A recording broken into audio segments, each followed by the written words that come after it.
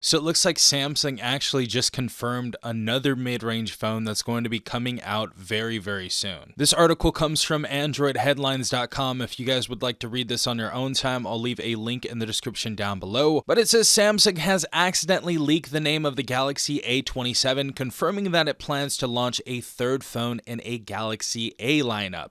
The Galaxy A27 has leaked a few times before, most recently via a 3D CAD render, and it also leaked a couple of weeks before that with the leak mentioning major upgrades to the chipset and the front camera. With the Galaxy A27 on board, Samsung will be offering these more affordable devices at 3 different price points. The recently launched Galaxy A37 and Galaxy A57 retail for $399 and $549. Yes, that's right. The Galaxy A37 just went down in price on Amazon.com from $449 to $399 now. So good to see that they dropped that price tag.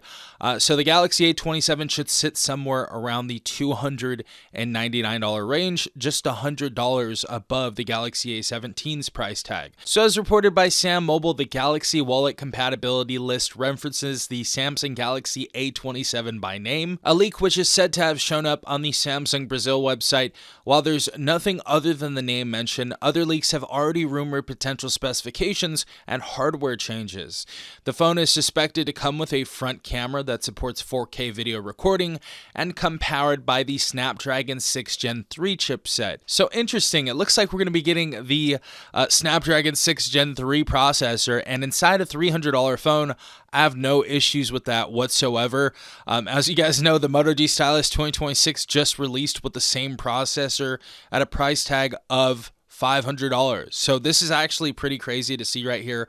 That we're going to be getting the 6 Gen 3, and it looks like we're going to be getting 4K video recording. We'll see how that actually ends up. I don't know if we're actually going to be getting that. Hopefully we do it. It's also said to retain the 3-camera setup for the rear cameras with a 50 megapixel sensor for the main camera. Additionally, it could end up with a 5,000 milliamp battery, which seems on brand, and support 25-watt wireless fast charging. I think they meant to say wired fast charging, because even the Galaxy A37 doesn't have that. So I think they're trying to say wired fast charging right here, because the A57 and A37 don't have wireless charging, right? Weird stuff right here. It's also said that it comes with a 6.7-inch display, and when it comes to colors, it's suspected to come in the purple color shown in the CAD render. Though the exact shade of that color could change slightly by the time the phone is released, Samsung is likely to launch the phone in at least one other color, as the Galaxy A26 came in 4 color options when it launched back in 2025.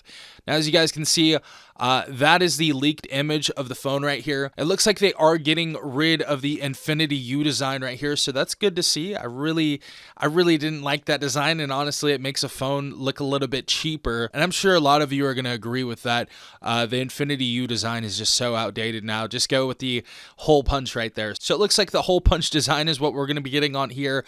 As far as the build of this, we're probably going to be having a plastic frame on this device. Hopefully we get a glass back like we saw on the Galaxy A37. I'm not going to hold my breath on that, but hopefully we see some like that for $300. That would look nice. And this is the exact leak that we saw on Brazil's website right here with the Samsung Wallet. It clearly says Galaxy A27 right after the A57 and A37. So that looks like it's coming to fruition. It looks like it is coming out very, very soon, and at a price tag of $299 with the Snapdragon 6 Gen 3 processor and possibly 4K video recording. So how do you guys feel about this so far? I kind of feel indifferent. I don't feel like a lot of people care all that much about the A27, but I could be totally wrong.